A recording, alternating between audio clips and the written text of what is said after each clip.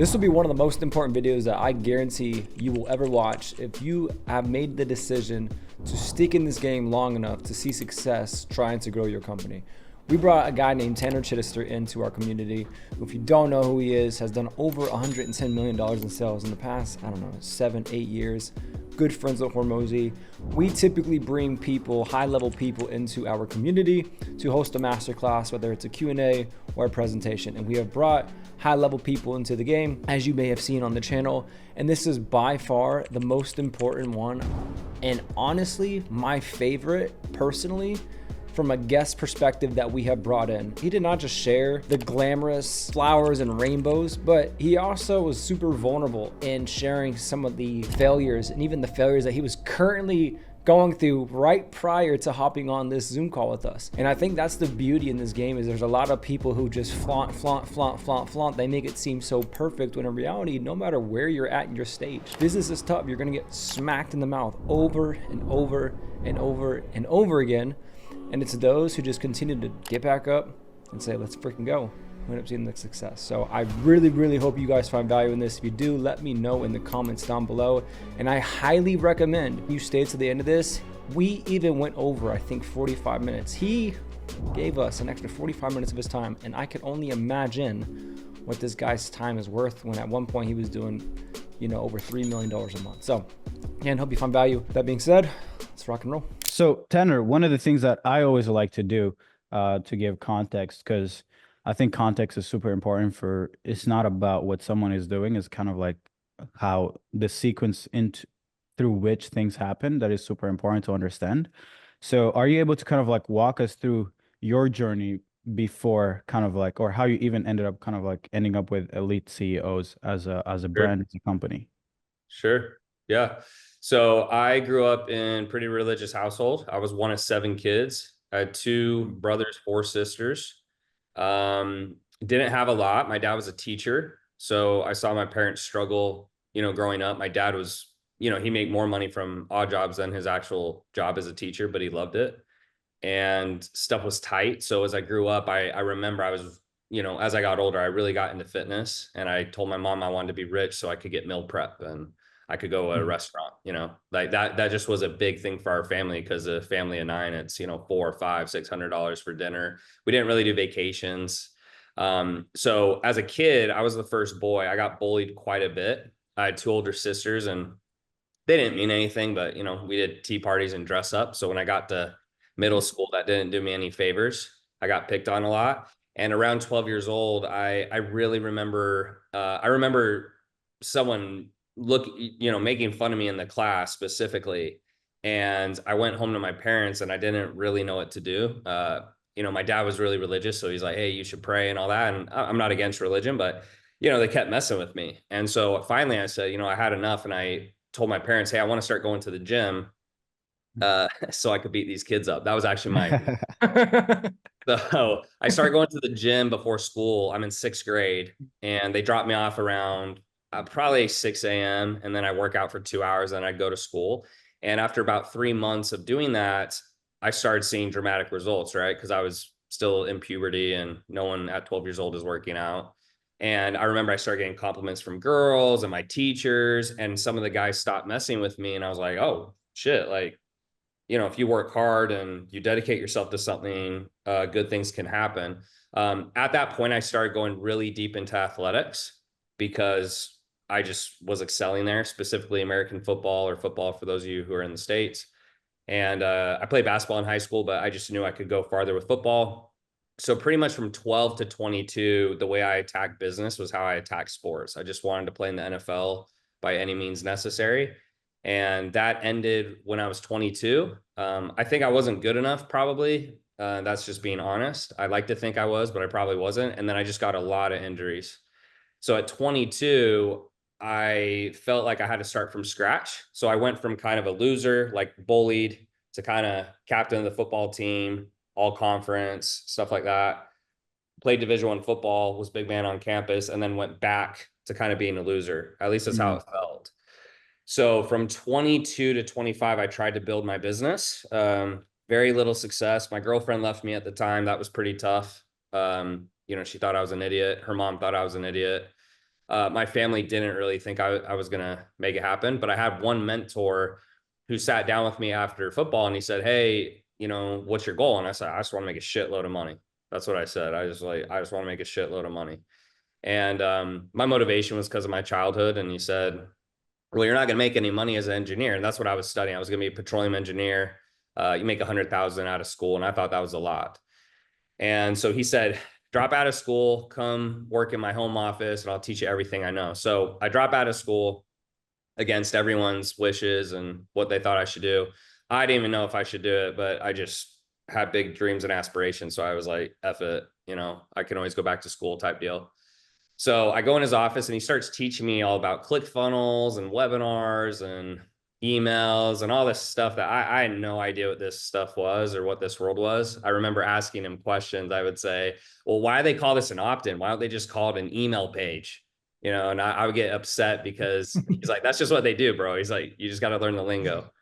So I don't have any success. I'm now like 23 and a half. I'm still living at home with my parents. I'm back in my hometown. I'm like, "Bro, I got to get out of here. Like, this is not a good look." So I move up to Utah where I had more family. Still, the business is really struggling. And the business I was trying to build, I was learning a lot of skills, and this will come back in just a second. But I was trying to sell a low ticket fitness program called, I called it the Rapid Muscle System. But it was for 47 bucks and I didn't really have a following and I didn't know how to run ads. And so any sales I did make would just go to gas or Subway, you know, like I just didn't, I couldn't get out of my situation. So I get up to Utah and I met a couple guys who were like, "Oh, dude, you know, your business would take off if you just had money." I was like, "Oh, of course. That's why I'm not succeeding," which wasn't true. And they're like, "You should do door-to-door sales. You're going to make a ton of money doing door-to-door sales." Like, yeah, of course. So I started doing door-to-door sales, and that was to this day the hardest thing I've ever done mentally. So I went down to Alabama. We were selling during the summer mostly. 9 months is a long time, but most of it was pretty hot. And the way it would work, it was 6 days a week, about 12 hours a day. So you'd be about 4 hours of driving there and back because these areas would be pretty far. So you try to hit little pockets where they don't get as many visitors. So they're really welcoming. They'll just like let you in their house and it's easier to sell. And then I'd be on the doors for about 8 hours. What they do is they take you to an area, you literally get out of the car and they drive away. And then they're like, "We'll see you at like 8." So that was my life for about 9 months. Wow. Hardest thing I've ever done, but I really learned how to sell, just lights out, because door to door, for anyone who hasn't done it, they hate you. They want nothing to do with you. Your heart's pounding. Like, it's quiet. So imagine like it's really quiet and you knock on their door and you like, they're kind of looking and then they like walk towards you and their face is like disgusted. It just was really difficult. But when I was done, or actually even before I was done, I was thinking about going back to school because now I'm getting close to turning 25, or I think I was 25. So for 3 years, I kind of did what I thought I should do. Everyone's looking at me like, "You're an idiot. It's not working. You should go back to school."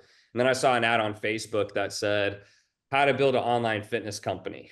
And that's what I've been trying to do. So I clicked on it. I got on a call. It was $5,000. I had $2,000 to my name still. Like I basically was going nowhere. And I put $3,000 on a credit card and I jumped in and, you know, I started watching the videos and I'm a very straightforward guy. So some people, they like that, some people don't, but I just was watching the videos. I was like, "Dude, what is this like rah shit? Just tell me what I need to do. Like, I don't have time for this." Cause it was like, you know, "Hey, you got to do this and that." And it was like, I just was like, "Tell me what I need to do." So the coach said, "All right, just raise your price from 47 to 1,500 and sell it over the phone." I was like, "Are you serious?" And he's like, "Yeah." Like, "That's not going to work, but whatever. I don't have anything to lose." So I started messaging my following. And the first week I made 10,000. I was like, "Oh Wow. shit." Yeah. And that was a pretty weird moment for me because I was so ecstatic that it worked, but I was so upset that I was so close the whole time.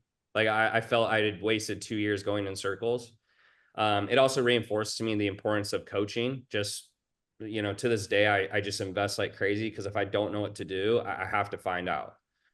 So I make 10K. I call my parents. I said, "Hey, I'm gonna come home. Let me pay you like $1,000 of rent, and like you'll never see me. Just like I figured it out. Let me work." My dad's like, "All right, as long as you don't sell drugs, you're good." So I go home, and I did $1 million that year in my parents' bedroom.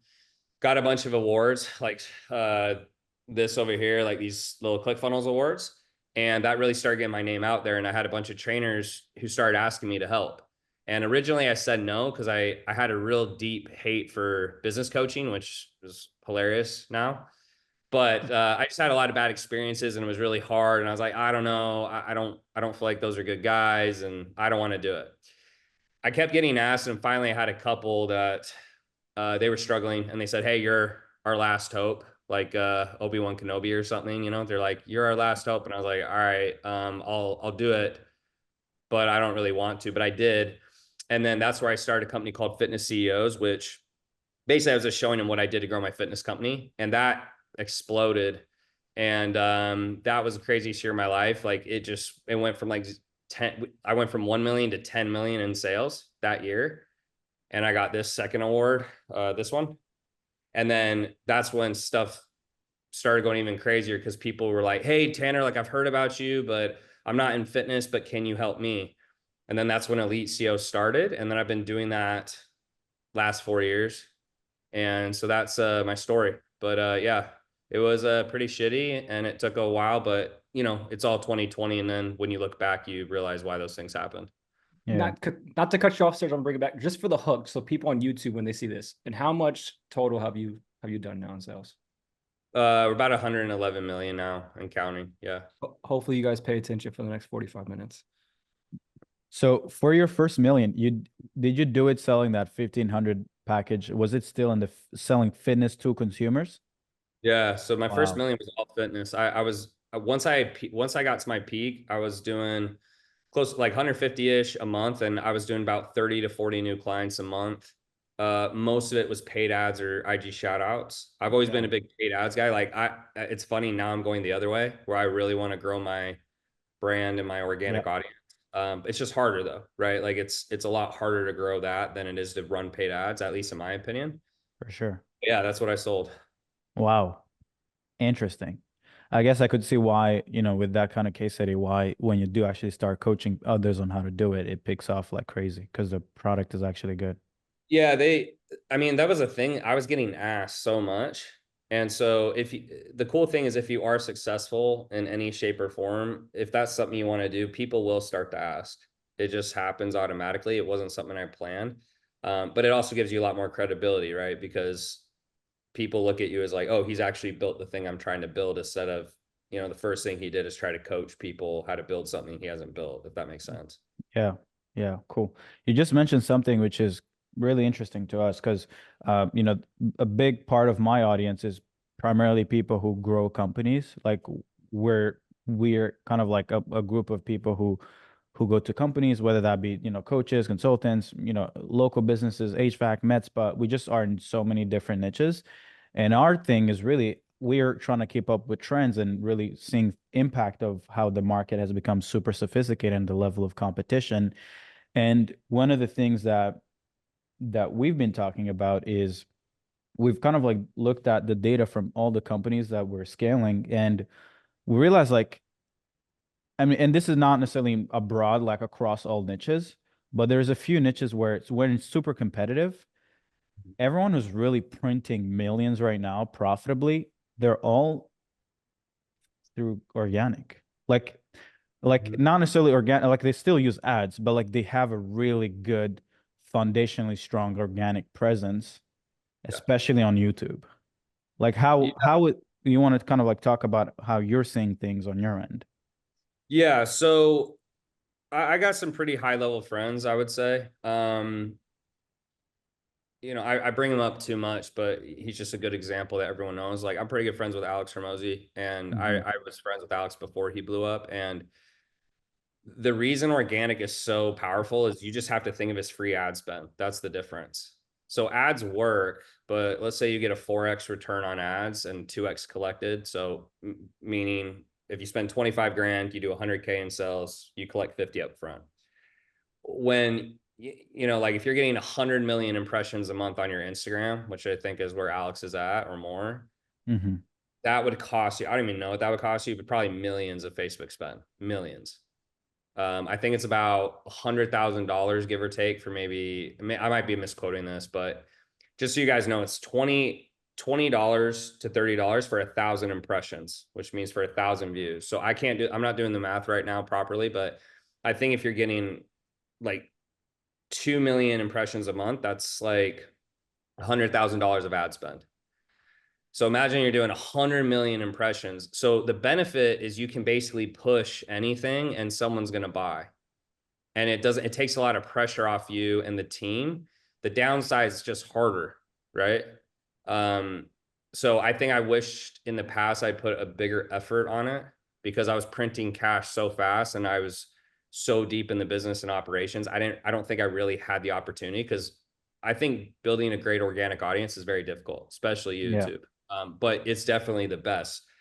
People like Iman Gadzhi or Alex or whoever, that's the difference. Because if you take a great business owner with massive amounts of traffic, it's game over.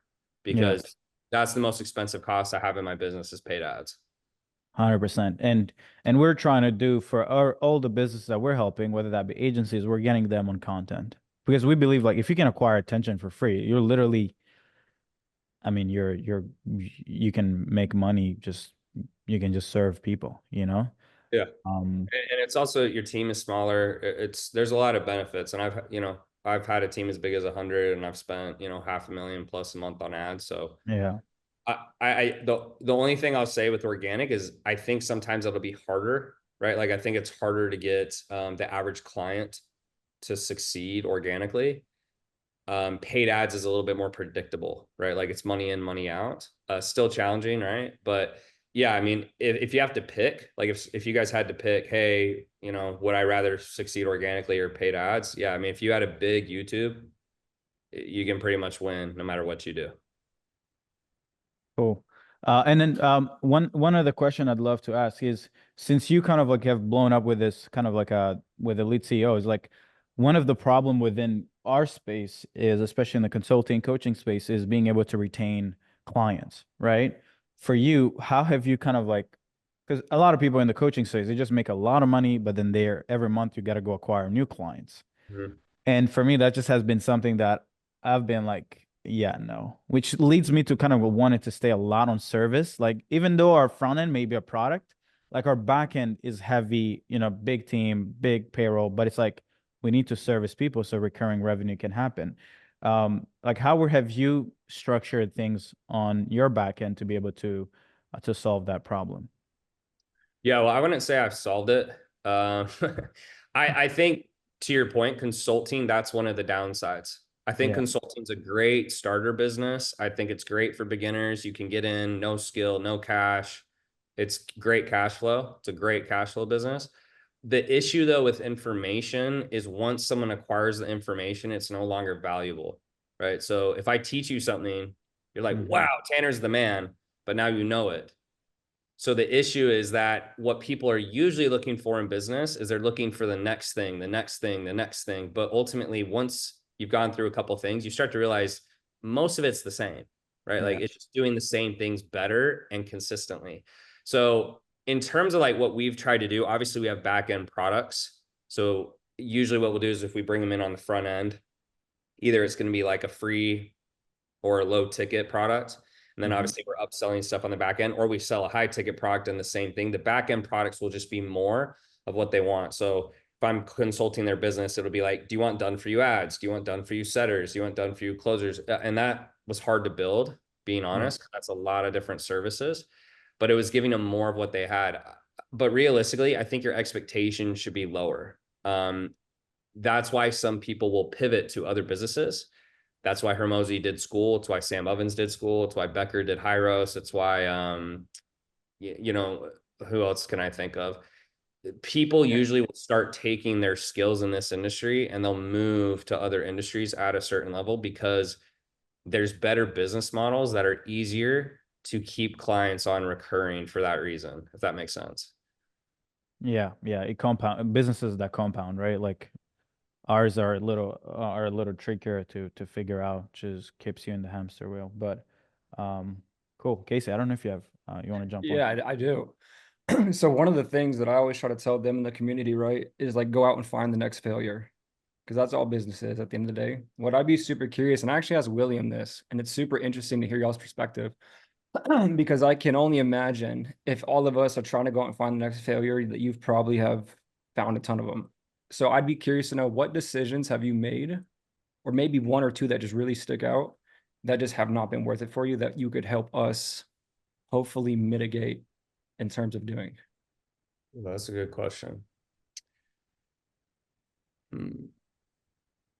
So knowing what I know now, I think a big decision I look back on, and there's no way I could have known it, but Elite COs at one point was like nearing 2 million a month, pretty big number. And this was a couple things happened that made that happen. It was, I was growing really fast. COVID was happening. So there was like, that was kind of an injection of capital that I think most people didn't realize till after COVID ended. Right. So then they weren't making quite as much. And when I got it there, I was like stoked. I was like, holy shit, like super pumped. And then as COVID started ending, it started going down. And I thought there must be an issue, right? I was like, there's got to be a marketing issue, an ads issue, an operation issue, whatever. And I spin my wheels, like trying to figure out like why it was going down. And then a couple of years later, when I saw people transitioning, so like I saw Becker do Hyros, and I brought those examples up. Most of these guys are moving into softwares. You can also do private equity, hedge funds, acquisition.com, that Hermosi does, similar premise. I realized, I said, if all these guys are smart and all these guys, hit $1 million plus a month and they're all leaving, why are they leaving? And then that's when it hit me and I said, oh, you idiot. Like, you've been trying to fix something that like you can't fix. It's just part of the business model.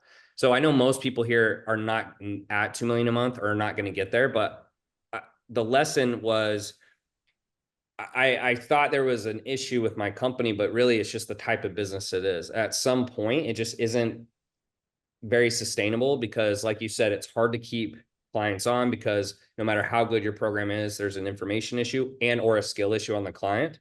So meaning, if I was a head coach for basketball and you have 3 players and you teach them how to shoot layups, the worst player wouldn't look at the coach and be like, oh, what the I don't know how to shoot a layup. But this happens in coaching and business all the time, right? They blame the person who gave the info, even though the info is the same. So that's one aspect. And then the other aspect is just once they get it, it's not as valuable. So I realized, okay, I can either stay in this industry and just be cool with where I'm at, or I'd have to get into another industry where there's just more like of a ceiling. And the lesson from that was, as I started looking, I started interviewing a bunch of billionaires. So I don't know if you guys have seen those documents, but I put them on my Facebook a while back, but I interviewed 30, I shouldn't say all billionaires. They weren't all billionaires, but the lowest person sold for 40 million. Some of them sold for 4 billion. And I started looking for, what was equal. And pretty much everyone who'd sold for a ton of money, it was just low to zero fulfillment. That was the key thing. It was low to zero fulfillment, internet marketing background. And then sometimes like they'd have a lot of traffic, but I started to think, I was like, why is that? And it's because everyone gets the same result. So therefore the word of mouth is all positive versus it's a mixed bag. So sorry, that was a mouthful, but that's like one of the lessons I learned. Hopefully that made sense. It does make sense. Let's riff a little bit more on that. So because I think the part where you say everybody gets the same result may have gone over a lot of people's heads. So let's break that down. So Sure. everyone should probably understand the low cost of fulfillment. So therefore you acquire clients, just zero marginal cost. Every single person comes in, gets kind of like, it literally doesn't cost you anything for any person. But what do you mean about the outcome is the same? Yeah. So anything that requires work from the client by default will have scaling issues at some point because not every client will get the same result. It's like athletics, right? Not everyone's going to be the best football player, period, because it takes effort. But if I take an app like Uber Eats, the dumbest person on earth can order a burger and get a burger, right? Like, of course, Netflix, you just turn on a movie. Software. That's why a lot of times you see guys pivot to software, not because software is the end all be all, but everyone gets the same result. If I use a piece of software, everyone gets it. So what I realized, I said, I was, I'd be like trying to do this in fulfillment and try to do this and do that and like make everything better. And then I realized at some point, no matter how good it was, if I had John who's a 10 and Jack who's a 5 and Jill who's a 1, Jill would still get worse results than John or Jack, no matter what. And that's not to say you shouldn't do a good job in your programs or you shouldn't make them as good as they can.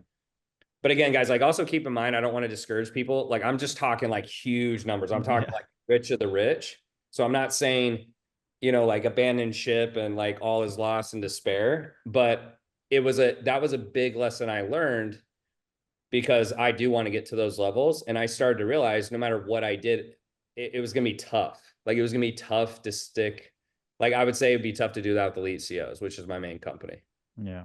Yeah. So essentially, it's this idea around building a product that, because I guess you could even, let's not even get into software, because most people will probably not get to software, but Yeah.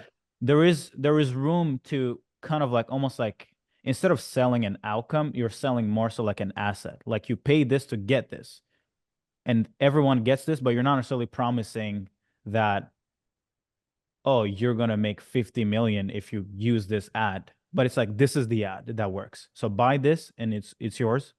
Kind of like that angle.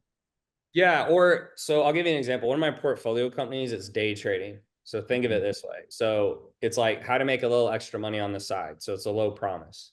Okay, Yeah. then it's like you just have to click a couple buttons, right? Essentially, like it's like you read the graph, click these buttons, and then he takes it a step further. And he's like, oh, by the way, if you want us to do a done for you trading bot, we can just do that. So anything that makes it so it's takes very little time to get the result, right? So as fast a result as possible, right? It's hard to get people pumped like, hey, you'll make 10K in 6 months. And they're Yeah. like, that's not that good.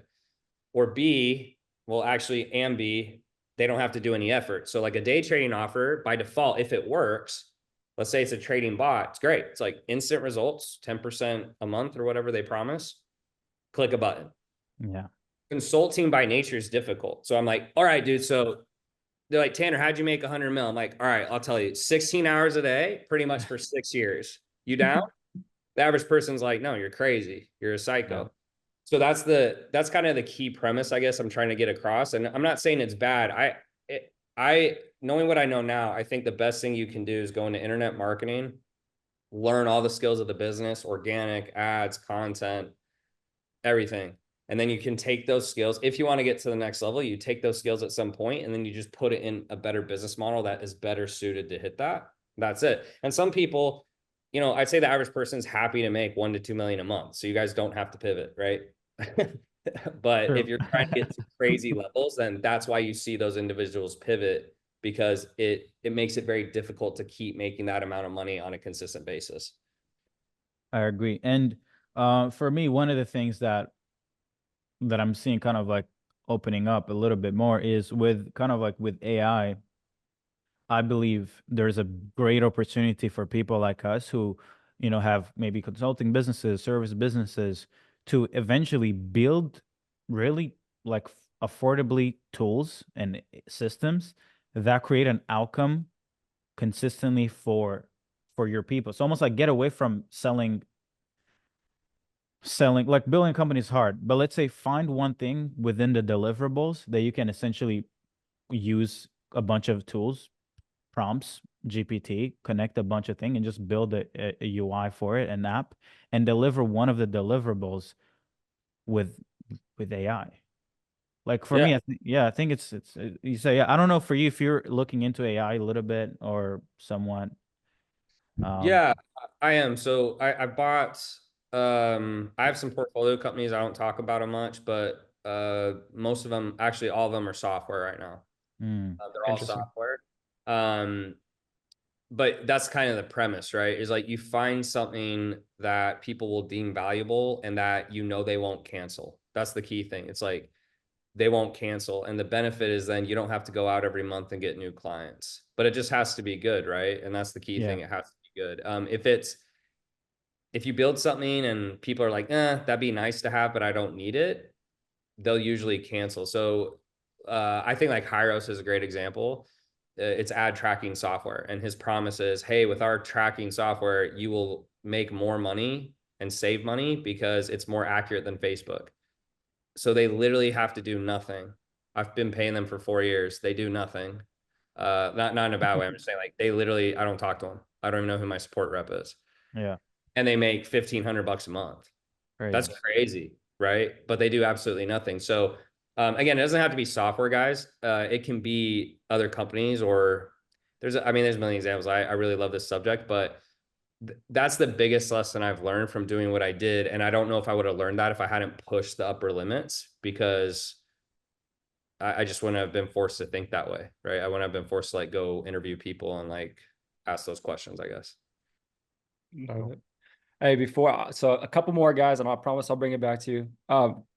One of them is, contrary to that, what decisions have been worth it, even recently? Dropping out of school, very pivotal moment in my life. I think the three biggest pivotal moments of my life was deciding to go to the gym at 12 years old. That really has molded a lot of my work ethic.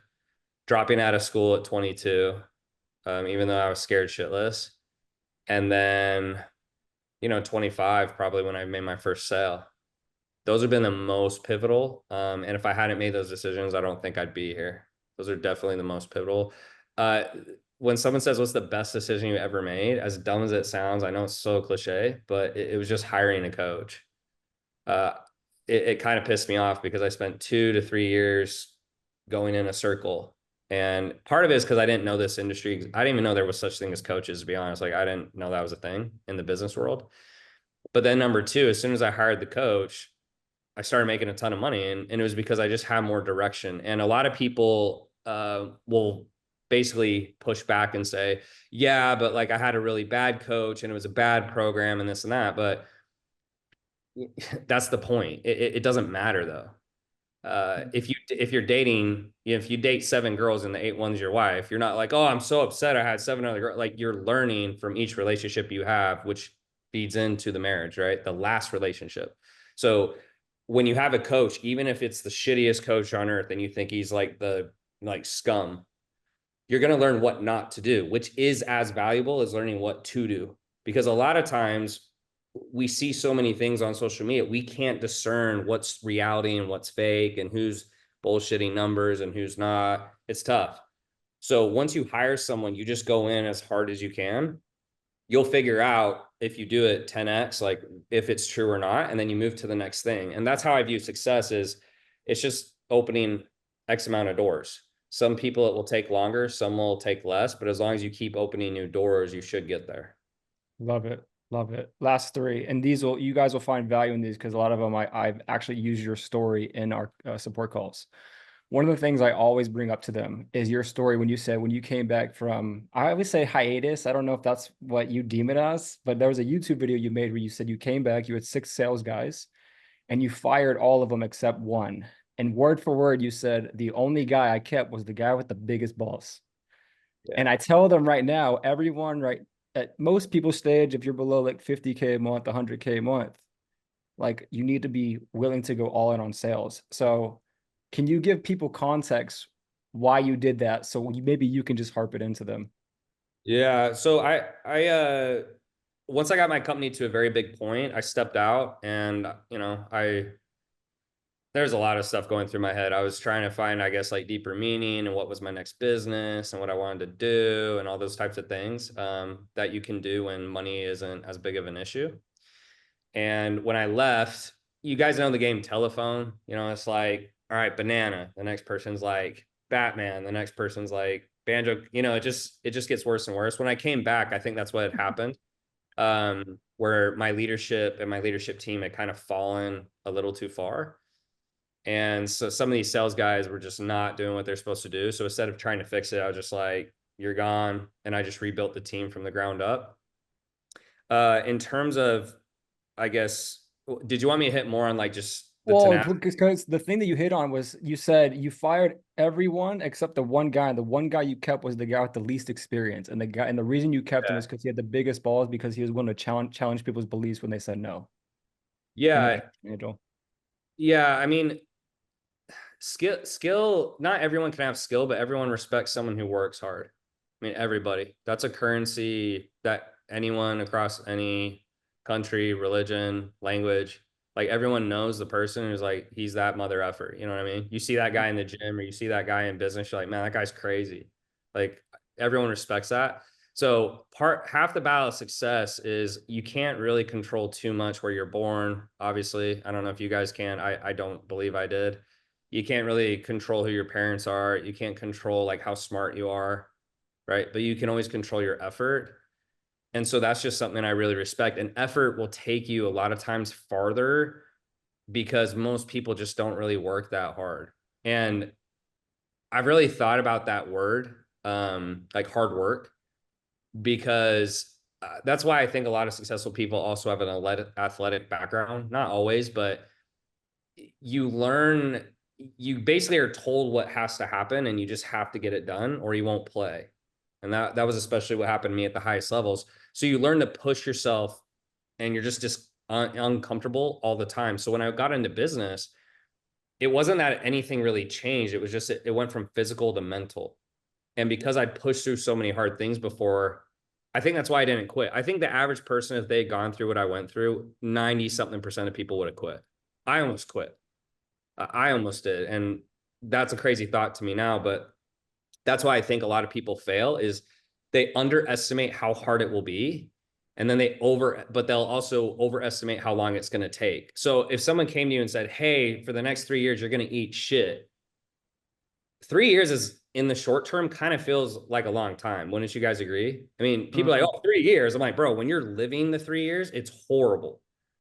16 hours a day. I wasn't dating. I had a shitty car. I mean, my bedroom was like 300 square feet. I couldn't even go on a date because I was making $100 a day as a server. So that was like, I had to really like that girl, you know what I mean? To take her to Red Lobster. It was very serious, very serious.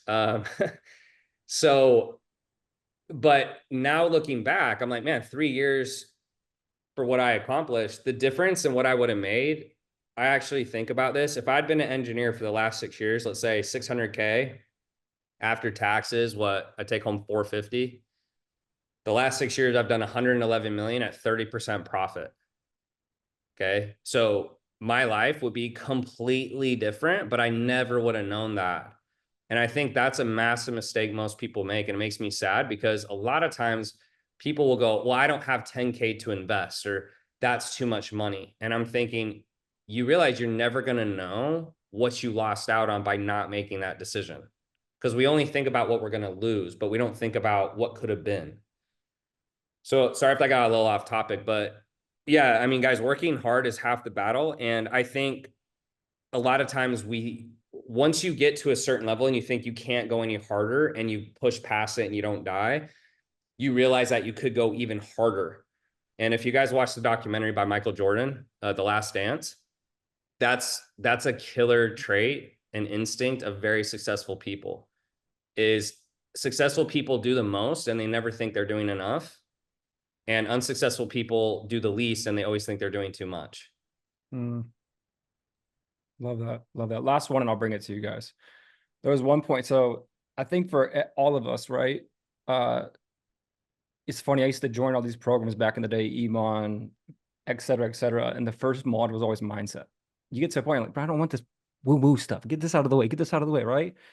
Now I'm 30, and the more time goes on, you're like, at least this is my opinion, like, damn, a lot of it is how like you control your emotions and the person you become. There was one point I was like so stressed, and they've heard this story. My head felt like it was gonna pop, and I joined an Andrew Tate live stream. And I asked him, and he answered it. And I said, dude, I'm extremely stressed to run a business, blah, blah, blah. And he answered it. He said, young man, what I want you to understand is that your success will never exceed your stress tolerance, right? So you just need to manage your stress. And I think for a lot of us, we beat ourselves up before we quit on ourselves before the company quits. And I think there's a lot of conversations with a lot of people behind the scenes that not even the internal team knows about that I'm having with people. And they're just in their head, genuinely. And I think they're beating themselves up more than, like, they're almost on the verge of quitting, right? From someone who has gone through all the adversity, would you say mindset and the way you manage your emotions has a pretty big role? Is there anything that you can kind of give to them before I pass it on? Yeah, it's an interesting question. So I would say I'm not the most calm and collected person, especially from sports.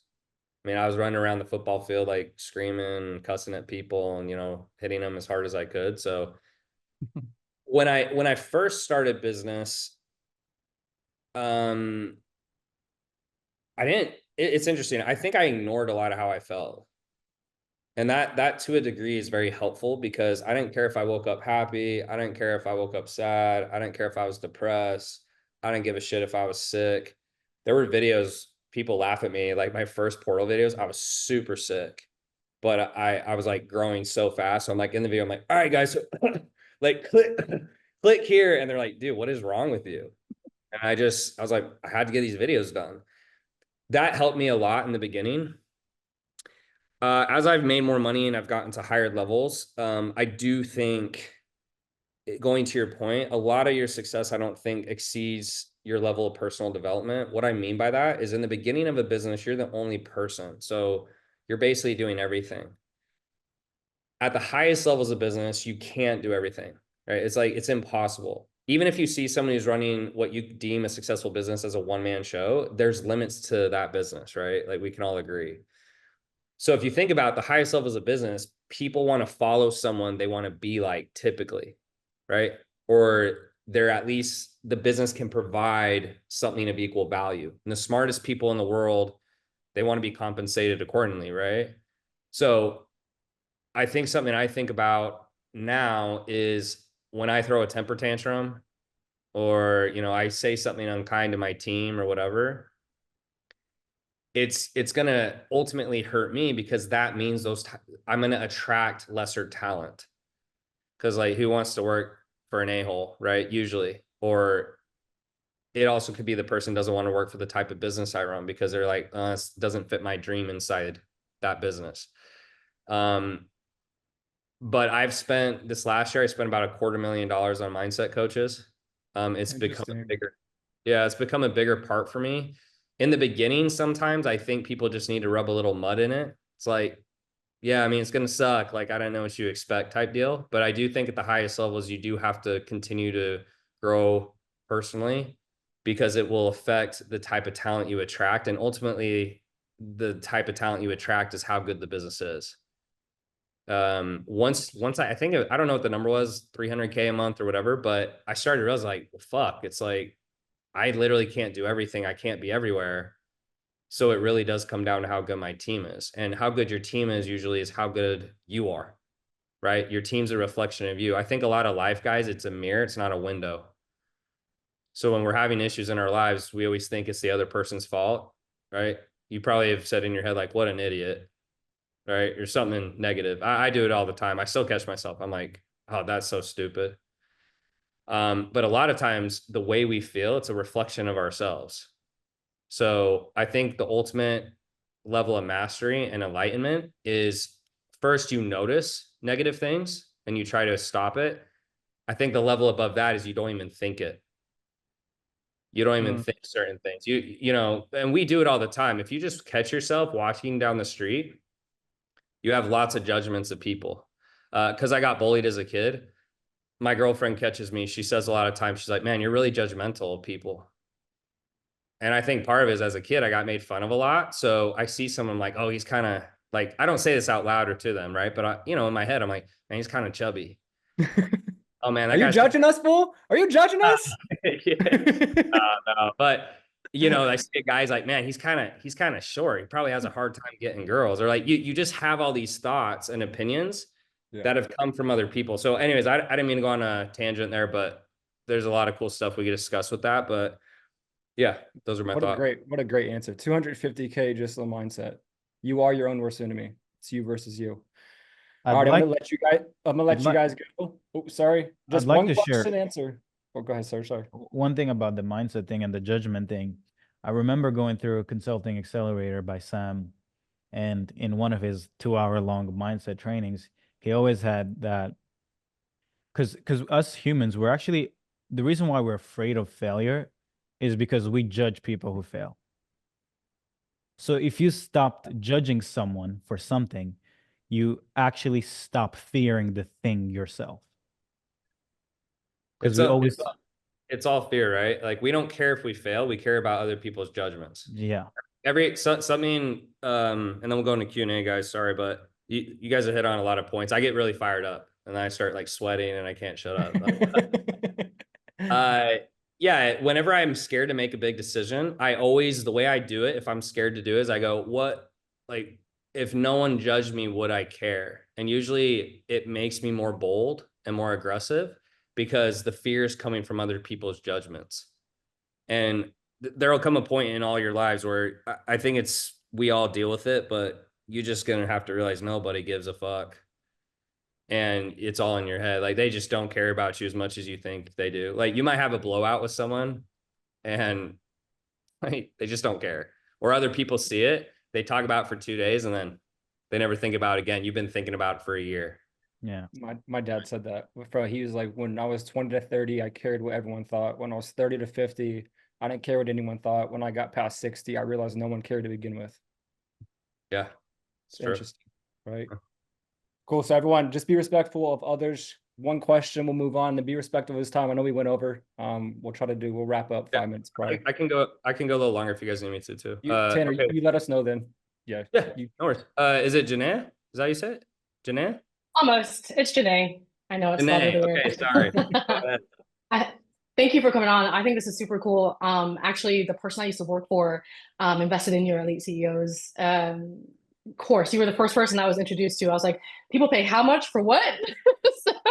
so I thought that was really cool. And he's definitely one of those people who didn't do anything. Like came to 90% of the meetings, like hadn't done anything. And I'm like, how can you pay this much money and not do anything? But anyway, I've been following you for a long time, 3 or 4 or 5 years, I can't remember. But in one of your videos a long time ago, you had talked about how you bought a Ferrari and like you just were like, I'm giving this back. I hate it. It's stressful. And I used to get really annoyed when I would see people be like, oh, money isn't everything, you know? And actually, I'm actually really curious now, since you've had that recollection, like what actually makes you happy now? If money isn't everything, like how do you feel your days? What makes you happy? Such a great question. So yeah, when I used to hear people say that originally, I just like, oh, you're poor. That's why you said that. I mean, that's actually because I was like, you wouldn't say that, like you're poor. Once I started making a bunch of money, I think what I realized by that is you feel that you're unhappy because you're poor, and then you make a lot of money, so you think you'll be happy. And that was a big surprise to me. I remember when I hit $1 million in a month, I did it like 22 months, like $0 to $1 million in a month. And I remember I had this huge party. I can't show you guys right now, but it's out the window. It's a massive building in Miami. It's one of the most expensive, et cetera. And all these people came, and I remember I was like, man, everyone's going to know who I am. This is crazy. Right. And I remember someone came and they're like, yeah, dude, like, why are you having this big party? I was like, bro, I hit $1 million in a month. He's like, oh, cool. And they turned around and I'm like, dude, do you realize like what I had to do to hit that? Do you have any idea what I went through? And that really painted the picture for me. In terms of happiness now, I had a little dark spiral for a while because when I got there and I wasn't happy, it was pretty tough for me. I didn't really know how to handle it. So I started kind of trying to figure out the meaning of life and stuff. And I think everyone here, that can take you a lot of different directions. I'm more aggressive. So like, I'll do more crazier stuff. So like I went and did like, I think people thought they were a little scared for me for a while. I did ayahuasca and I did Bofu and Ibogaine. And I remember my team's like, yo, dude, people think you're kind of losing it. I probably was to a degree, but I brought him up earlier, but Alex Hermosi, right? He's a good friend of mine, and he's more nihilistic, so that doesn't resonate with everyone. But I remember I was talking to him like, bro, like I'm just not happy, and I don't know what to do. And he just said, dude, like, why do you have to be happy? I was like, I don't know, like, shouldn't he? He's like, no. He's like, why do you need to do anything? I was like, I don't know. He's like, why don't you just do what you want to do and then stop worrying about if you're happy or not? So to summarize an answer, I think we all want things as humans, but I think really when we're the happiest, it's when we're in service, right? We're doing stuff for other people. We're in flow state. We're working hard. I was actually the most miserable I ever was when I took 6 months off from work. I didn't work a single day for 6 months, and I just, did whatever Tanner thought he should do. And I remember coming back and I started working. I was like, damn, I feel so much better. I didn't even realize how bad I felt because I've been off of work so long. I was miserable. I remember coming back, I was like, holy shit, I felt bad. So I don't know if that's the right answer. I don't know if there is a right answer, but I just like trying to be the best I can be. And I try to do as much of that as I can. And that's usually where I feel the most fulfilled. Yeah. Thank Cool. you. You bet. Carl, go ahead, man. Yo, what's up, guys? Can you hear me? Yeah. All right, Sec. Thanks for showing up today, bro, and sharing the sauce. Really appreciate that. Yeah, absolutely. At the beginning of this call, you mentioned that I think it was when you were younger, you were saying that, you know, you obviously put a lot of money into paid ads, and to get leads, you were doing paid ads and Instagram shoutouts. I'm Mhm. kind of been diving a little bit into the Instagram shoutout world. Now that we're in like 2024, approaching 2025, how effective are you seeing Instagram shoutouts? Not as effective as they used to be. Absolutely. It's Not getting as harder. effective? Not as effective. Yeah, like not as good. Yeah. I'm not saying they can't work. I think part of it does depend on your offer. The reason I say that is I've had so many clients and I have so many portfolio companies that I can run the same funnels, similar ads, et cetera. And one of the offers will outperform significantly because it's just a better offer. That's why that book, $100 million offers, that, you know, that's why that book is so popular right now. But you would test it, right? Usually, if you can get a follower for $1 to $2, you can make some money. If it starts getting beyond that, it usually starts getting too expensive. And then it also depends if you can outreach all the followers. So for me, we never spent more than 30,000 a month because we would get so many followers. My team literally couldn't outreach. And when you stop outreaching, at least for us, it wasn't quite as effective. Second to that, I would say that's the cheapest and most cost effective is boosted posts and then regular ads. Boosted posts, usually if you can get a profile view, it'll tell you on the post. So when I say boosted, IG post, down bottom right-hand corner, it says boost, 10 to 20 cents a profile view. And then I'd say $1 to $2 a follower. And then you just outreach all those people. I have some clients doing 70, 80 grand just doing boosted posts. Like they don't even run a real ad. So that's what I've seen being the most effective and the most cost efficient. So if I had a beginner, low budget, low skill, low experience, those are the two places I would start for sure. So hopefully that's helpful. Okay, cool. Yeah, thanks, bro. Okay. All right, Nico. What's up, man? Appreciate you jumping on here. Quick question. What do you feel like is the most valuable lesson that you've learned? You've obviously been in business for a long time, and had multiple business, but what do you feel like is the most valuable lesson that you've learned through the process of growing all of these businesses? Might sound cliche, but don't quit. Even now, just so you guys are aware, rich people still have problems. So you guys might think someone makes a certain amount. You're like, oh, he probably doesn't deal with that anymore. Like there's still days where, like, for example, I'm trying to grow my YouTube right now and my social media. It's not going that good. Just being honest with you guys. It kind of pisses me off. But what's my choice? Like I can either cry and pout, which I do to an extent, but like I don't quit. I was having a meltdown probably 30 minutes before this call, honestly.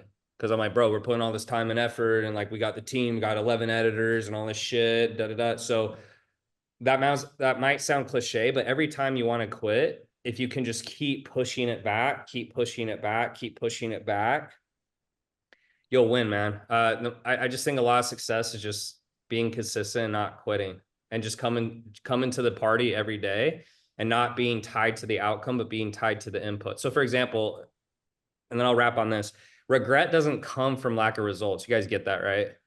Like, let's say I hadn't made 100 million, and let's say I'd made 5 million. If I had done my best, you guys realize I would feel exactly the same I feel now about my accomplishment. Regret stems from lack of effort.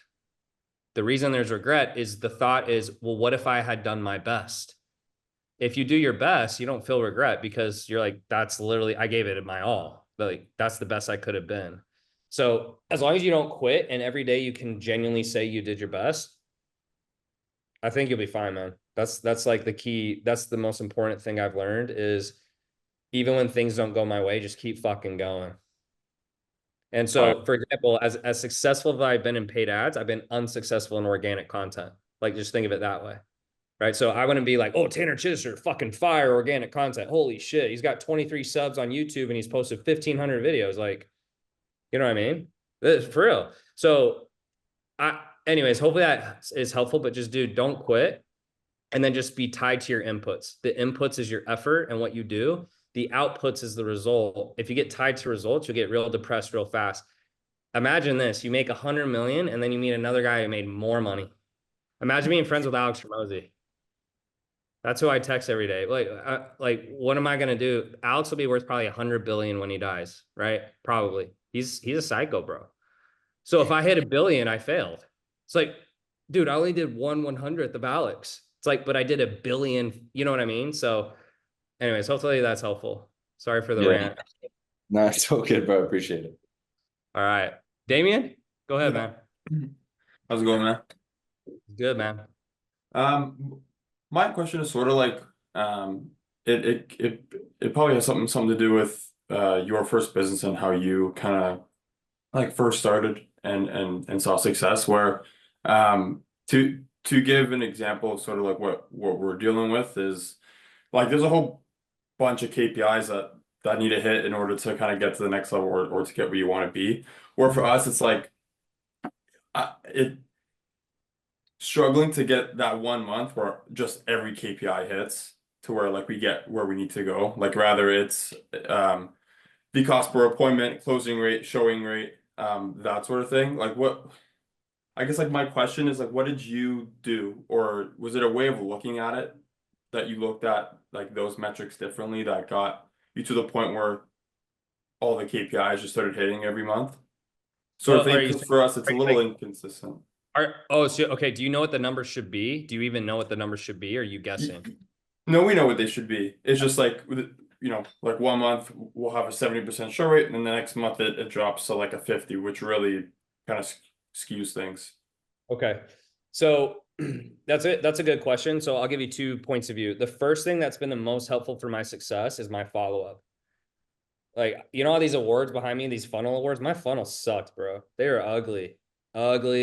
They're just not that great, but my follow-up game was crazy. So the first thing that I've seen help the KPIs the most is like text, call, dial, voicemails, retargeting ads, DM. Like you're just smashing people. Why? Because the part of success is what are you doing that other people don't do? That's all success really is, right? The most successful people are doing, actually, you even take it back, it's the things they're not doing as well, right? Because that's where people get into personal development, like not drinking, not smoking, whatever. But that's the first thing. The second thing is then I've ran a lot of ads. So I'm going to tell you something that like you may not want to hear, but not every month is going to be the best month. Okay. Like I didn't just do this all the way to 100 mil. It was like this, bro. It was like it's a fucking roller coaster. Yeah. Because there's some stuff you can't control. Politics, the elections going on right now raises ad costs. Q4 raises ad costs. COVID. Oh, Tanner, you're the best marketer on the earth. COVID ends. Oh shit, we're not as good as we thought. There's some things economically that you can't control. So, but what I would focus on the most is focus on all your follow-ups, like check all the stuff you can control. So for follow-ups, it's like, are we manually texting them? Do we send an automated email? Do we send an automated text? Can we have the setters call them to confirm the call as well? Can we screen harder on our application so that we're canceling more calls so we have a lower no-show rate, right? Like control the stuff you can control. But then the other part is, dude, I've been in business 6 years. If you think every month's going to go perfect and you're never going to have a bad month, even if you're doing all the proper stuff, like you shouldn't be in business. Yeah. It's just not that case. Does that help? Yeah. No. Okay, and then I guess just like another small question on that with looking at a cost per appointment, what are metrics that you look into to like have an effect on that number? Cost, like, so just cost per call, what helps the most? Yeah, like yeah. So for just my journey, most of the ads I've ran over the years, we did ad to DM, and then once they come in the DM, so like an IG message, they get a link, they click that link and it takes them to the funnel. The reason I like that is my messaging team goes in and they message everybody. So you can book a call that way. Or B, we get their email and text and we can dial, text, and email them. We can book them that way. Plus you have the VSL, right? I'm not saying that's the best way to run ads now. I would have to know a little bit more about your business and see your numbers. But again, it goes back to follow-up, bro. Like if you follow up more than other people, you're going to make more money. That's usually the thing most people aren't going to do, and they're not good at it, right? So it's a skill issue. So they're following up, but their skill is really low. Yeah. Okay. Okay. All Okay, right. man. Awesome. Chris. Yeah. Thank you for showing up today. Sure, man. Thank you. So my question was like, you know, on scaling, because I'm gonna give you a quick context. Is like, for example, you have a client, you know, you charge rev share with them. You know, the first, the second, the third type of client, it's kind of easy to get them resolved because your focus is just on them. But like on scaling, how can you like still keep the product, the service delivery really high, like with scaling? Like how do you do that? What's your service? Let's say I run ads, I build funnels, and just a type of marketing and sales enablement. Yeah. Got it. Okay. So two sides. One we can look at hiring. The other, we'll talk about the rev share. So let's do the rev share part first. So when you do a rev share, number one thing you have to do if you're going to do rev share long term, you can only have good clients. Why? Because if you bring someone on for rev share and they're a shitty client, they don't work hard, they suck at sales, they suck at messaging, they suck at running a business, and you're like, you're running the ads, and what do they? Oh, dude, these ads are terrible. The leads are terrible. They're going to blame you. Okay. So any portfolio company I have, number one rule is they have to be a good CEO. They're a shitty CEO. It's an absolute no-go because you're basically having to run the business for them, which at that point, it's like, you should just run your own business and take 100% instead of take 20% of a shitty business. You understand what I'm saying? So first thing is just, if you can keep good clients, way easier. It's harder to find them, right? So I understand, like, when you run ads, not everyone's the best client, et cetera, but you got to find that balance because good clients with rev share, dream come true. Shitty clients, absolute nightmare. Okay. The second thing then is to scale. You talked about, how do I keep a good service? You just have to hire really well. Okay. So what I'll do, I actually have a sheet I'll drop in the Zoom chat since he brought this up for hiring, because I won't have time to go through the whole thing. Freebies, man. Oh my gosh. See, we knew Yeah, we loved you, bro. We knew we loved you. Let's go. This thing will save a lot of time. But I'll just go over the key. I'll go over the key components. So this sheet in the chat, guys, is for hiring. I'm going to share my screen super quick. I'm just going to hit on this quick. So when you hire, this is kind of my framework. Okay. And there's more stuff you guys can read, but the big framework is get on the call and because that's what you're really talking about. If you're going to scale, you need a team. So first thing you need to do when you get on the call is you almost want to scare people off. Okay. A lot of people, they are interviewing and hiring and they want to make it sound like the best business in the world. I'm the opposite. I want to scare people. So I'll get them on and go, cool. So our values here, we work really hard, no days off. We're very competitive here. If you're not into that, you're not going to like it. Okay, cool.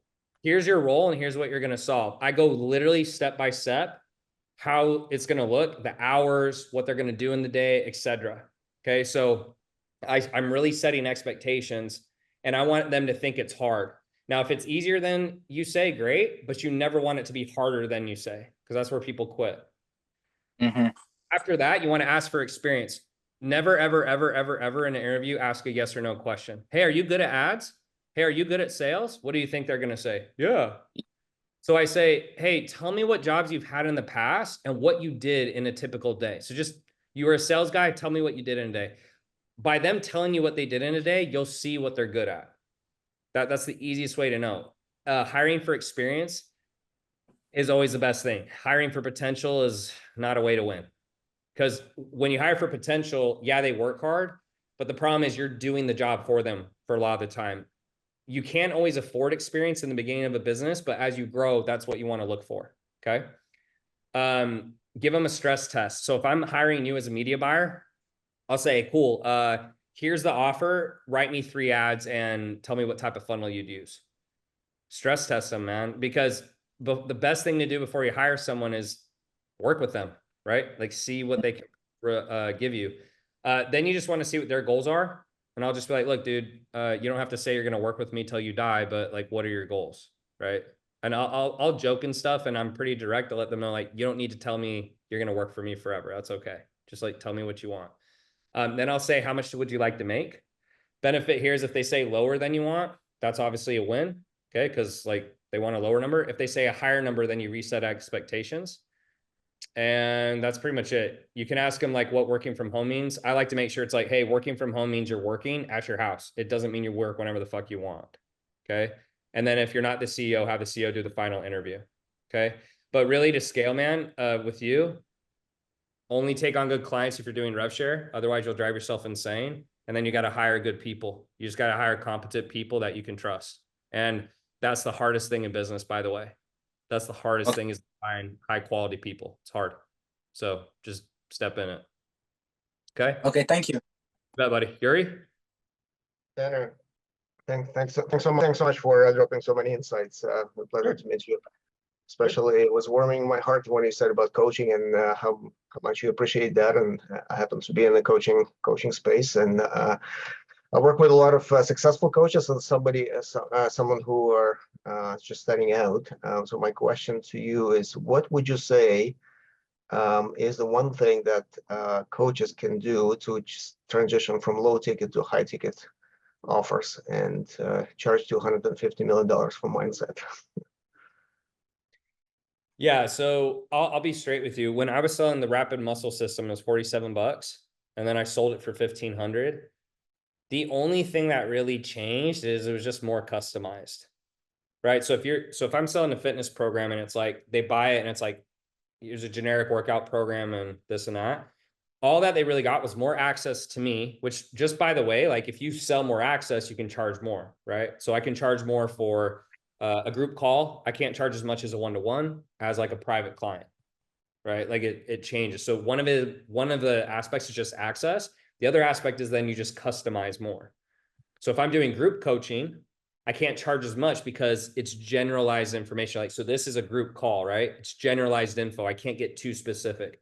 But if I go one-to-one with you, I can jack up the price because now it's super specific. So I would really just say, like, be more specific. And then the second thing is they just get a little more access. And the more specific and the more access they get, the more you can jack up the price. Was that what you were looking for? Or is that off topic? Yeah, no, that helps. That helps. Okay. Thank you. By the way, Cool. Tanner, whenever you got a cutoff, brother, you just let us know. We'll, Yeah, we're good. We're good. 5-minute buffer. We're good for now. I got you. Thanks. Nolan, go ahead, buddy. Yeah, what's going on, man? So you've been a massive part of the rapid growth in the coaching space, right? Like huge cornerstone of that. And we watched it kind of become more commoditized with coaching businesses shifting more towards done with you and done for you solutions, and vice versa from the service side back to the coaching side. So I'm curious where you see the evolution of the space going. Dude, such a great question. So I've been doing this 6 years. It's harder now than I've ever seen it. More competitive. Ad costs are up. Everyone's, because the hard thing with coaching is this. At the end of the day, there's only so many things you can say you can do, right? So like, let's say I'm a business coach. You're probably going to help with content. Okay, cool. You're probably going to help with ads. You're probably going to help with funnels. You're going to help pretty similarly, right? So the hard part is it's like, well, why should I work with Tanner versus this other guy? And the differentiation is getting more difficult because 6 years ago, I mean, dude, ManyChat, that thing was hot when it came out. I mean, I was crushing it with that. You guys would have seen my KPIs. They were crazy. I was like, oh, everyone's doing webinars, but DM ads are way better. Now everyone's like, DM ad, who cares? They just don't care. So the issue, you have two ways to compete in business. Either you're the Goliath, Netflix, Uber, you're just so different that it's ridiculous. Or you're mechanism based. So in the coaching space, a lot of it's mechanism based, meaning webinar versus VSL, DM ads versus straight to page, YouTube versus Facebook. The problem is what I've seen is over time, the market has caught up. People have done coaching programs, they've been burned, or they've done multiple, and they're like, it's kind of the same. And so it's making it harder because there's only so much you can do to differentiate in coaching. And then people are kind of like, I don't want to say wising up, but once they've done a few programs, et cetera, it just gets more difficult. So in terms of where it's going, I think, I don't know. I think it's getting more commoditized right now. I think that's why, and you'll see every couple of years, like people go to high ticket and then it kind of filters back to low ticket. I feel like the communities are hot right now with school, right? Like everyone's like doing communities. Then a few years from now, they might go back to high ticket. I think the key thing though, is just, it goes back to having as good of an offer as you can, but let me try to wrap up my thought. It's hard for me, for example, it'd be hard for me to like completely revamp Elite COs, right? Like completely change the service. So I think when you get to that point, you have two options. Either you lean more on organic and you build a more organic audience. Like I look at Iman Gadzhi and I feel like he could just put his toenails in a paper bag and people would buy it. Like for real. Like I really do. Or Kim Kardashian. You know what I mean? Yeah. So it's either you get more free traffic to help the commoditization because ad costs are rising, et cetera, or B, you just have to move into a new vertical. So for me, I think over the next few years, you guys can't see right now, but you'll see me start moving into these new verticals. And you'll see, and that's going to be the big reason why, because for me, I've been doing this 6 years. And I'm like, man, it's getting harder and harder and harder, and trust is lower and lower and lower. And I also have bigger aspirations, like in terms of what I want to do. But you really just have to focus on a really good USP. So like what makes you different? And it has to really be different, right? A lot of times it's just not that different. Or B, you're going to have to go into a new vertical. Hopefully I answered your question. Yeah. And if you don't mind me asking another kind of follow-up to that, how have your risk tolerances and your view on margin changed at each level of the game? Oh yeah, dude, I'm aggressive, man.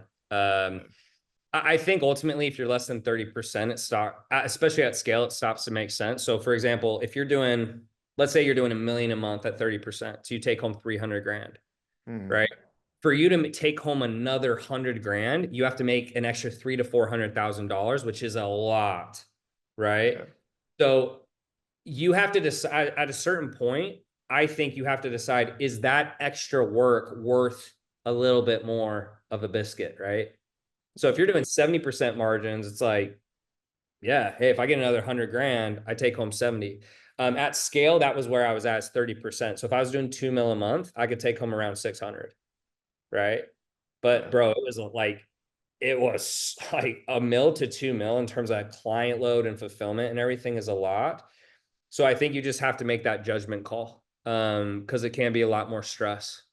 Yeah. But 30% is where I'd say is like, you're below 30%. It's like, it's not even worth it. Like you just need to wait. You need to get your margins up before you keep pushing. And do you take more risks now that you have more wiggle room, or did you take more risks early on? Definitely now, man. I mean, cause like what I don't have, I mean, I don't have as much to lose, you know. Now it's all relative on the size of the risk.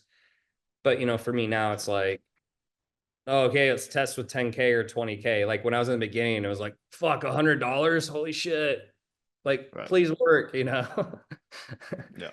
Hopefully that was helpful. All right, Chase. That's great. Thanks, man. Yeah, bro. Chase, I can't hear you, man. I think you're on mute.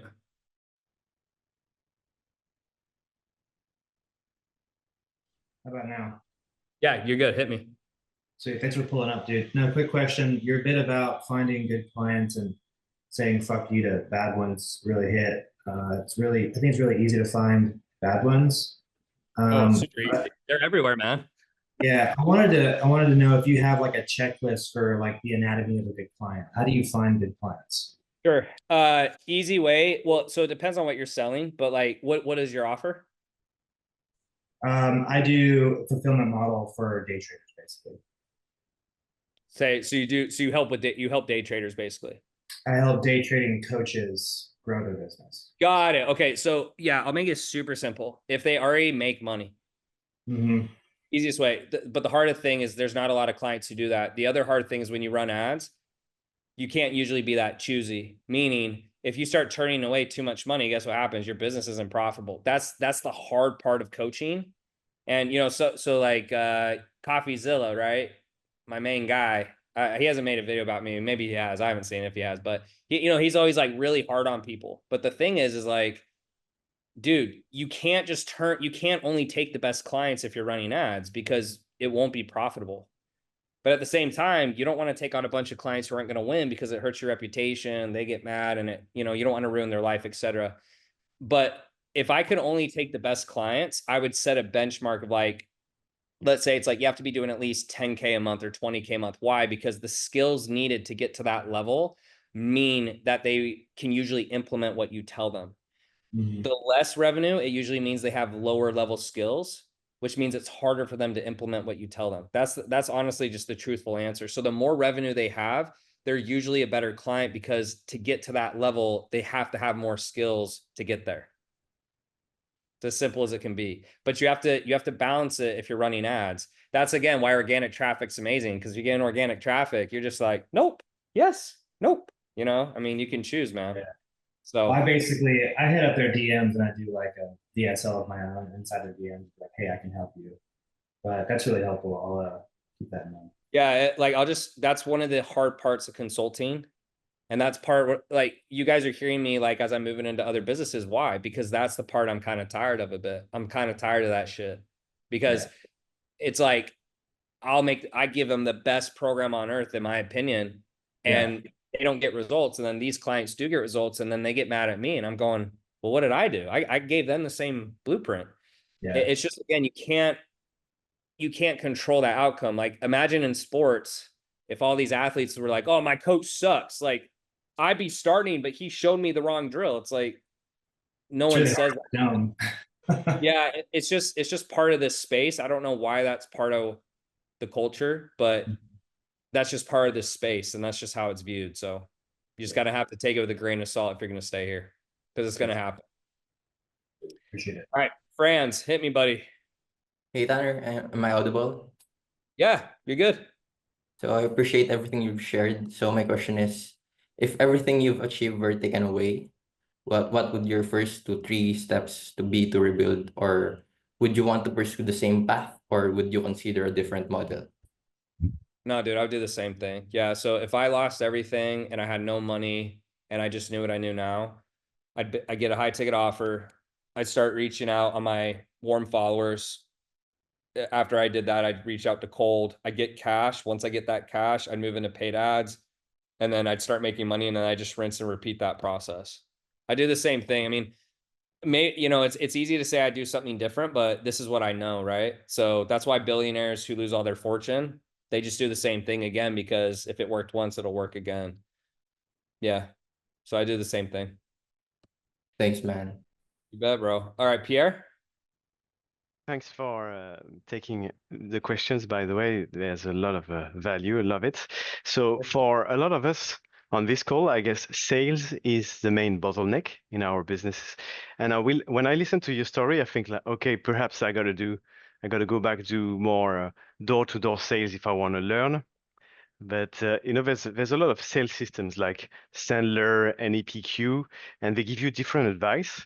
So what do you think, for example, about asking for people's budget during the discovery phase? Like, do you have a range of marketing budgets you can invest on a monthly basis? Some say it's a good thing to do. Some say don't do that. Yeah, dude, I'm such a logical seller. And the reason is I feel emotional selling, it just drains me. Because emotional selling to me, that's Jeremy Miner's thing, right? NEPQ, great guy. He's great at sales. I don't like it for me, because I feel it's like, so how do you feel about that? What are your thoughts about that? I'm just like, listen, bro, I don't give a shit what your thoughts are. Like, if you don't do this, you won't be successful. Like, that's just my personality. So when I get in a price objection, the way I handle it is I'll do it in the chat real quick. So it's like, close. Hey, so the price of the program is 10K. Before I go into this, you guys need to know it's the lowest number you'll take. Okay, so people go, well, I won't take anything lower. It's like, yes, you will. If someone said, I'll pay you, but I want to do it, Tanner, but like, this is all I have. Everyone has a number. Everyone. Okay. So to answer your question, this is how I do. I go, so price of the program is 10K. You're like, hey, Tanner, that's too much. You object. I say, hey, no problem. I totally understand. Agree. Then I isolate. So I isolate by saying, hey, I just want to make sure, Pierre, is there anything else besides the price that would stop you moving forward today? Or is it just the price? And you're like, no, it's just the price. Like, I love it. It's just the price. We need to do that. So it's a tie down. Then I double tie down. So I say, got it. So if we're able to figure the price out, can you move forward? You're like, yeah. Then I do what I call cash on hand. So this is where I ask, and I say, look, so Pierre, for me to best know how to help you, I got to know what you have available. I'm not saying you have to spend all of it, but I do need to know what you have, and I need to know what you can spend today. Don't tell me what's in your Forex account and Bitcoin. Like, what do you have now? You're going to give me a number. if you don't give me a number, I will not move forward till you give me a number. If someone's like, oh, I have to check. I'm like, Pierre, like, what do you make in a month? What do you spend? You probably make about the same, right? So let's say you say $5,000 and the lowest number I'll go is 2,000. I just know this in my head. I haven't told you this. The reason that's important, guys, is you want to maximize cash on a sales call. You never, ever, ever, ever want to start just dropping the price, because like, what if Pierre would have paid $5,000, but I was like, well, what about 2? I just lost $3,000. Okay. You have to do what's best for the business. Why? Because business is tough, guys. Like, you always have to make as much as you can and pad against like storms. So once I get that number, the reason I do that is then I go, okay, so it's $5,000. So I go, well, so Pierre, check this out. How I say this, guys, you'll make tons of money if you do this. So I go, so Pierre, look, typically the price of the program is 10,000, right? But that's not going to work for you because you said you had 5. So look, I'm down to work something out for you. But before I do, I just want to make sure you can move forward today. Okay. The reason I say that is I do not want him to say he's going to think about it after. Shit drives me crazy. You don't give discounts and then they get to think about it. That's not a fair deal. Fair deal is exchange of value. It's fair, equal. So if I give a discount, what's fair? He fucking moves forward now. So then they might go, well, but what is this? Like, hey, Pierre, don't worry about it. I'll take care of you. I just want to make sure if it makes sense financially, you can move forward, right? Because I don't want to give you a discount and then you say you can't do it, because that's not fair to me, right? They're like, I'm telling you guys, this frame works. So they're like, yeah, that seems fair. It's like, yeah, because it is fair. That's logical selling. You see, I'm keeping it logical. Like, I'm not emotional. I'm just like 2 + 2 is 4. So then they'll say, yeah, it sounds good. I'm like, cool. So I don't think you should spend all of it, but I do think you should do something. So I'll tell you what, you said you had $5,000. If you can put that 5K down, you come in, you work hard. You don't tell the other clients you got a discount, because, you know, some pay 10K, right? If you can do that, I'll call it a day at 5K and we'll wrap up. Sound fair enough? And if you guys think about it, that is ethical all the way around, because it usually is 10K. You are doing him a favor. He does have to move forward now if he's going to get it. Other people have paid more, but like, if you think about it, it's all relative to the situation. Okay. If a millionaire pays 10, I'm not saying you just price gouge people based on like what you think they can pay, but like, you have to be able to work with people in business. And the reason that's helpful is if you have 10 clients a month who can't afford the 10K, but they do 5, that's $50,000. And it does make a massive difference at scale. Maybe where if you're a smaller company, it doesn't, but if you have 100 staff like I did, massive difference. So that's my answer. But sell how you want to sell, man. There's no wrong way to sell. It's just emotional selling. It honestly, I get fatigued because I'm just a very like, I don't give a shit. Like, I'll do whatever it takes. So when I'm talking to someone, I'm just like, bro, like, this is how it is. Like, what do you want to do? This is reality. Like, I'm in the real world. You got to like come here. You can stay where you're at. So it just fits my style better. Okay. Awesome. Go ahead, man. Yeah, man. I wasn't actually going to ask a question, but you've been dropping some sauce, so I thought I'd jump in here from one of the other questions when you mentioned your profit margin.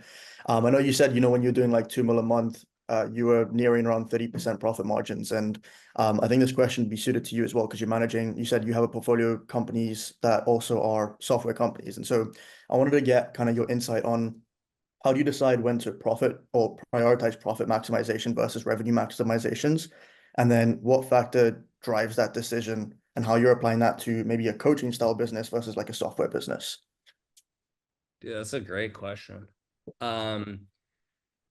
So I think as long as you're still making good profit margins, you keep pushing. Okay. When you start seeing profit dip, so for example, if you're doing $1 million a month, let's say 50%, and then you go to $1.5 million and you're doing 25%, that doesn't make any sense. Right. So then you'd want to go back down and have higher profit at a lesser revenue. But I think as long as the profit's there, the goal of the business is to win, is to get as big as you can. So you keep pushing until, like, for me in my business, there came a point where I was making more money, like more revenue, but I took home less money. I was like, that makes no sense. Like, I'm you know, servicing more clients. There's more bullshit, more staff, but I'm not making any more money. And I think that's, where you make that decision. If you're coming into software, if the software is built properly, more clients doesn't create more fulfillment typically, not a lot. It's very negligible compared to consulting. So again, I would kind of give you that same thing. Like as long as like you're not having massive issues in attrition and stuff like that, you're good. Usually in software, depending on the software, you're looking to, you know, and how big the company is, like less than 10% max, right? Some software companies are going to say less than 5 or less than 3. But that was how I did it. I just would push until my profit started being less, but I was making more, and then I would go back and fix it. And then I wouldn't go back up until that problem was fixed. Does that answer the question? Yeah, 100%, man. I think it's quite a logical based answer. So I think just sometimes you get a bit confused and you know, you feel like there's probably a different answer, but yeah, that makes sense for sure. 100%. Cool. All right. Last one. Cocoa. Is that how you say it? Cocoa? Yes, sir. Yeah, thank you for being here, man. Dude, just wanted to ask, so I know you push low ticket pretty hard, and obviously you guys are pushing more, you know, with YouTube stuff now. How are you going about forcing consumption of like trainings, videos just before calls to decrease sales cycles? Yeah, dude. That's such a great question. I think the most impactful thing is manual follow-ups, like text. So all my sales guys will send a manual text before, and then in that text, it's like, hey, just want to confirm our time tomorrow at 8 p.m. You could just text me back.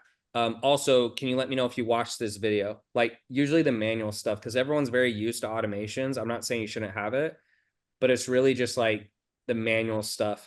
Outside of that, it's just, I think like if you can get people in your YouTube and they watch the long form content, that builds the most trust.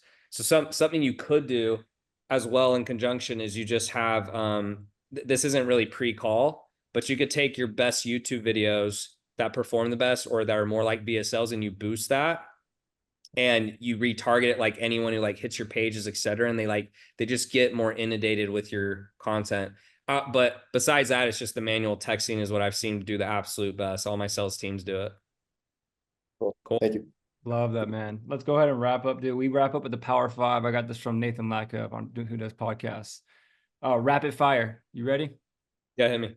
Favorite business book or book? Doesn't have to be business. Mastery of Love.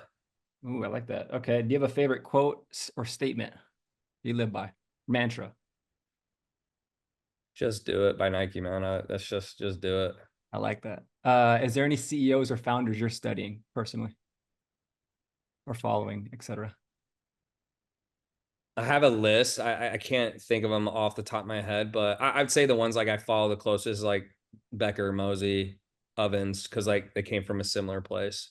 Love that. And the last one you said earlier, you have been interviewed a lot of billionaires. What questions are they asking? Or what question, if one? Yeah, I think it goes back to the fulfillment. Like all the guys I saw scale rapidly fast and crazy businesses, is it just the models were easy to know fulfillment. So 2 examples is Weed Maps by Justin Hartfield. So he built Yelp for weed, and the fulfillment was Yelp. So there was none. And then he made a ton of money from ad placements. The other guy's name was Scott Cohen, and he built a competitor to Invisalign called Byte, BYTE, sold it for, I think it was close to 2 billion or 1.5 or whatever. And, you know, once they slapped the braces on, that's it. But he just beat them in marketing, which is a little less common, I would say. But again, every business model I saw, I was like, as it scaled, there's not more fulfillment. That was the key thing. So if it scales and there's not a lot of extra fulfillment, that's the key thing I saw across the board. Love that. Just bought from Byte. That's funny. If you can go back to your 20-year-old self, what would you tell him, knowing what you know now? Hire a coach sooner. Just drop your ego, hire a coach. Last one specifically for you, because I'm into the whole biohacking stuff. Sauna or red light? Red light. I have a red light sauna. Okay. Red light or cold plunge? Oh, red light. I love it, because I love mine, dude. I love it. Dude, you've been freaking awesome. Before I hand it back over to Serge to close out, do you want to plug any of your stuff for when this goes up on YouTube? No, just like you can just drop my free community link. I don't know where that is, but yeah, just this is our free community, guys. We just started like yesterday, like restarted, I guess you could say. And there's like 30 modules in there. And honestly, I feel like if you can just go through that, you'll probably make a ton of progress. So, but yeah, that's it. You've been awesome, dude. Thank you so much, man. Serge, you want to close out? Yeah. Just, want to thank you, Tanner, for spending the last 90 minutes with us. But I want to just emphasize the importance of the insights that were covered in the last 90 minutes. I feel like most people don't understand how one single pivot can change your life. A lot of people think you need to figure out ads, you need to figure out sales, but it's like, no, you just have to have one single edge. And in the last 90 minutes, he shared a bunch of different insights and a bunch of different pivots and a bunch of different perspectives that if you apply to your business, you don't need to apply everything we covered today, but just find one thing that he shared that you think can apply to your situation and make it your wallpaper on your phone, and do not forget to execute it until it is done. A lot of people forget shit. We tend to keep forgetting shit over and over. You get a bunch of insights, you learn how to make $1 billion, but you still can't even make a mil, you know? Because you forgot to execute on the little thing. It's not all the ideas, it's execute on one thing at a time. So rewatch this whole thing if you're watching this on YouTube, wherever, but execute on one thing. Just, that's it. Let's go. Thank you, Yeah. bro, so much, dude. Yeah, rooting for all you guys. Good luck. See ya. Don't work too hard, man. All right, guys, let's cook. It's the weekend. Cook, guys. Let's cook. Let's cook. Let's go. Take care.